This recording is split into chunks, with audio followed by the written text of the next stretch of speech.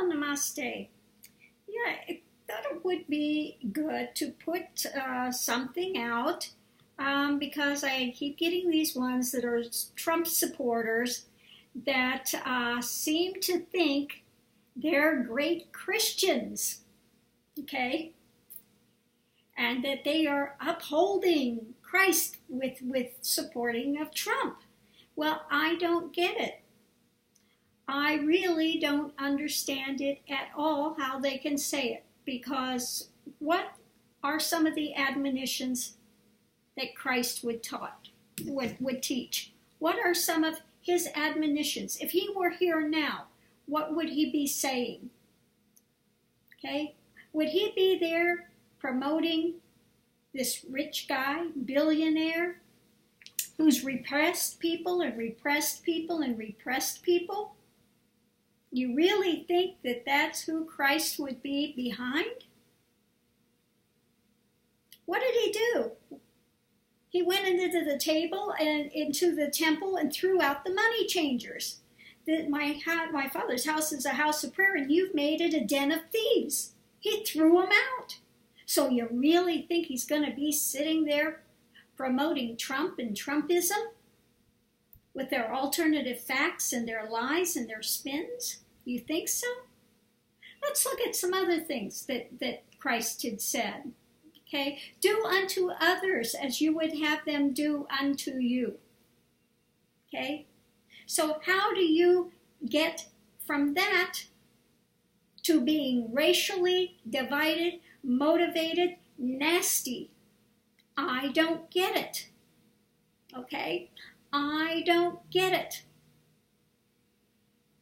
Let's look at a little bit more. What else did Christ have to say? Okay, whatever you have done to the least of these, you have done to me. Okay, so you don't think that you want to come and somebody just said Obama was a Santa Claus administration and they claim to be a follower of Christ and they're advocating Trump right straight down the line. Okay. You got to look at these things. If you say you are a follower of Christ, then be a follower of Christ. Stand for truth. Don't sit there and say you stand for truth and you are advocating 100% a direction that Christ would be speaking out against. 100%. Okay? Do you not remember also the Bible's admonitions that it's easier for a camel to get through the eye of a needle than a rich man to get to the gates of heaven? Do you not remember that? Why is that? Why is that? You might want to sit with that and try to figure out why. Again, if you look at Trump and you look at his dealings, business dealings, how he's dealt with his workers, it hasn't been above board. It hasn't been with the workers in mind. Okay? Just hasn't. Okay? So again, if you're going to sit there and crow about being a follower of Christ, you might want to spend some time reading your Bible and taking some of these admonitions to heart. Okay? I'm just saying. Okay? Just saying. There are so many more. I could spend a day on this. As to what's there, what's been seen, that is, again, you think he's going to be for the little guy.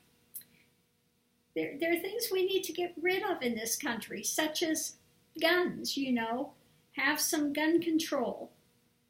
Why in the world do people need AK-47s, weapons of war? Okay? You don't need a weapon of war, an AK-47, to protect your home or to go out hunting with. These things need to be restricted. Okay? Nobody is saying take away all the guns. Nobody is saying that. I'm saying, use a little common sense here, people. We need to take care of the planet. If we want to stay on this planet, there are animals dying in record numbers all over the planet. Okay? The greenhouse effect and climate warming is happening. This is why we're having so many more storms, so many more volatile things happening across the planet. Okay? People need to start getting a grip. Okay? I don't care if you're Hindu, I don't care if you're Buddhist, I don't care if you're Christian, I don't care if you're Muslim. In every single path, every single direction, one is supposed to be geared towards compassion, love, respect. Okay? Not the bottom dollar. Okay? There is not one path on planet Earth that says your bottom line should be the dollar. Not one. Okay? So when you have an administration coming in who are so consumed with multitudes of wealth that they have forgotten what it's like for people that live paycheck to paycheck. Again, their vision is going to be very skewed. Okay? Again, you look and you think, oh, this is great what Trump is saying today about the, you got to keep the businesses in this country. But if you don't allow things in from other countries, the price rises. What are people going to do that are living on barely minimum wage? Okay? It's going to get even harder for them. He doesn't talk about raising and the fact he thinks that, if you bring it here and you give them the lower taxes or not raising the tariffs to bring things in, it's going to be better here. But you notice he doesn't say anything about the wages. Costs more money for people to live in this country than it does in the Philippines, it does in China, it does in any of the other places in Mexico where things are being made. Okay? They're going to be so cost prohibitive. But, he's got a way around that. Get rid of the minimum wage. Okay? So people can work their fingers to the bone. They'll bring back jobs, but not give them a living wage that they can afford. Okay? Or the products will be so expensive that they won't be able to be sent to other countries. I mean, that's the reality of the situation.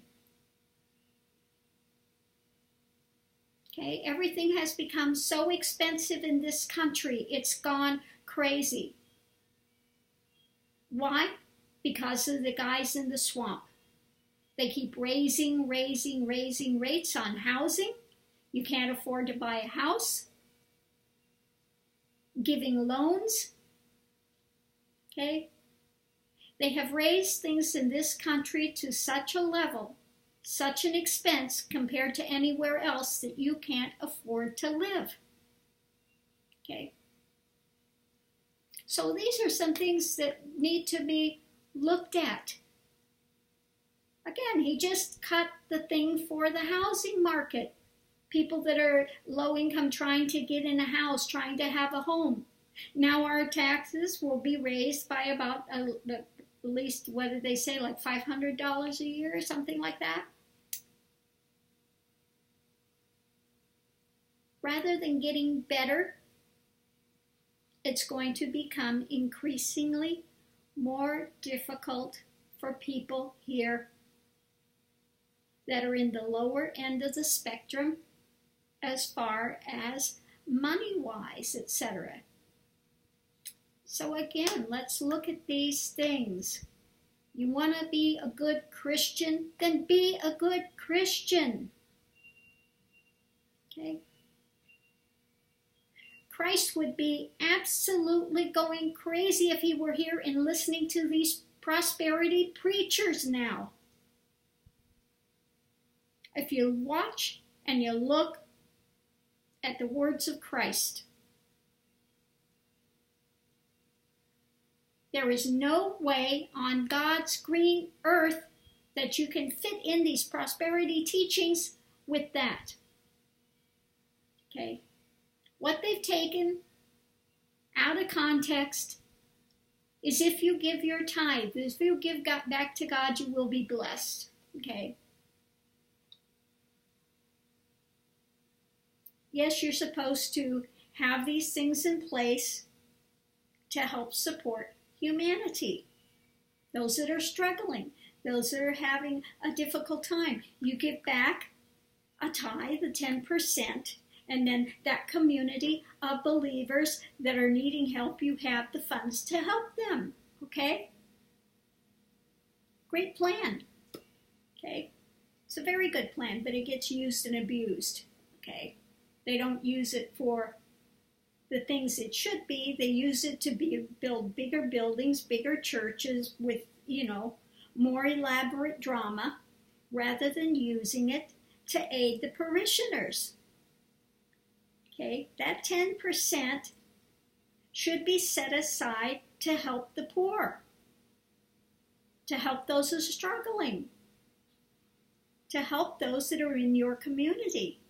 Okay, that's what it's supposed to be there for, that tithe, that 10%. Okay, but it doesn't get used for that, unfortunately. That's why I say Christianity is just really going down the tubes. When you see these ones that are supposed to be great and loving Christians, okay, and you look at them and you look at their message, and it's like the opposite of what Christ was teaching. And that's a sad thing. Okay? That's a sad thing. If you're going to be a Christian, you need to be a follower of Christ. Not just say, I accept him, he's my Lord and Master, and I'm saved by the blood of Christ. And then you go out, and your deeds and your actions are not matching that. Okay? Like he said, faith without works is dead. You can't just sit there and say, I claim it.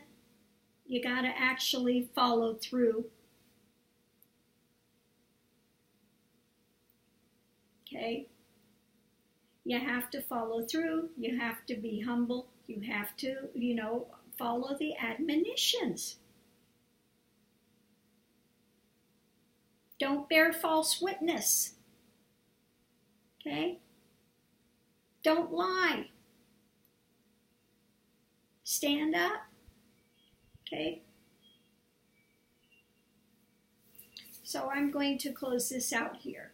Namaste. Have a great day. Bye.